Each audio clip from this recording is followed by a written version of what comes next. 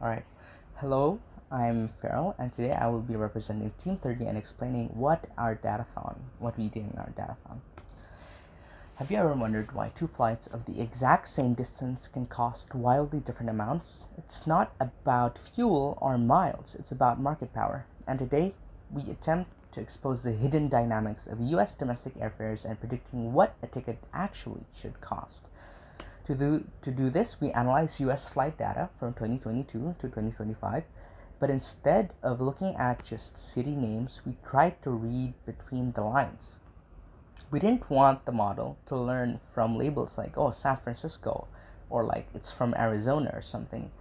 We replaced all those labels and we used pure market structures. We focused on variables like the dominant carrier in a route, median income, and the presence of low-cost carriers. Alright.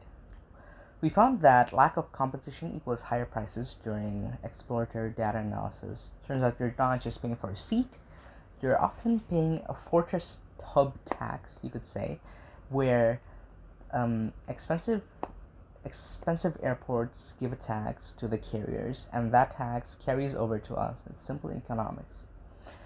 We built a model using LGBM that whose purpose is counterfactual machine learning. What it basically does is instead of predicting ticket prices next year or next 2 years or like in the summer or something, what we did was train our model on all of our data. Sorry, not all of our data, but we didn't do a time aware split. We just used a normal random train test split because we didn't want a time-based prediction. We wanted to see how accurately the model could predict, and if the model could predict it accurately, right, there must be a reason why it was able to predict accurately. And then we kind of slice the analysis open. We get to see how exactly the model, what is the reasoning behind the model picking this value. And we see like the individual contributions of each variable in constructing this prediction. We chose LGBM because it was the one with the best R squared and lowest MAE overall over the 6 models that we compared. And after that, we used SHAP. Here it is. So basically, after we analyzed the results, we found that, of course, the farther you go, the more expensive your tickets are going to be, but also the highest predictor for high ticket prices is whether or not, or like the presence of premiums in a city. So certain cities have airports that are have heavier taxes on the carrier, and those heavier taxes turns out has a huge effect on the average price of tickets that go through that city.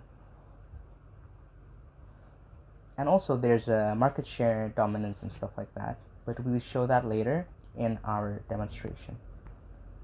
What did we actually learn? As consumers, you should watch out for high monopoly markups, and you should pivot to secondary regional airports instead of maybe flying to the main airport in the state. Maybe you could try to fly a bit further to regional airports, but those usually have pretty dramatic price decreases. And as strategic insights for businesses and regulars, what you could do is, if you're Expedia or Go Flights, you could add this as a benchmark so that the customers can see directly what exactly makes their ticket prices expensive. You could help them find alternative tickets that are cheaper but also pretty close to their actual destination and stuff like that. And also for budget airlines, you can use this mapping as an expansion guideline. The top left here, they are markets with high stranded demand and zero competition, so prime market there. And for that, let me just restart this. All right, so let's pick a location, San Francisco for example, and just pick Santa Barbara here. So what this does is you can pick a year or a quarter, and you can see how much This is the actual average fare in the data. This is what our model predicts, and this is what should be a market fare price based on the benchmark that we set earlier. Our application shows insights like here. Oh, it's dominated by this single carrier and yada yada. And also we can see the price trend over time. Next, this is the main deal here. You can see flight distance, and oh, turns out it's slight premium and a bit of price increase there. Oh, it's a discount hub, price decrease there. A more dramatic result would be, let's try 2025 quarter one. There we go, look at that.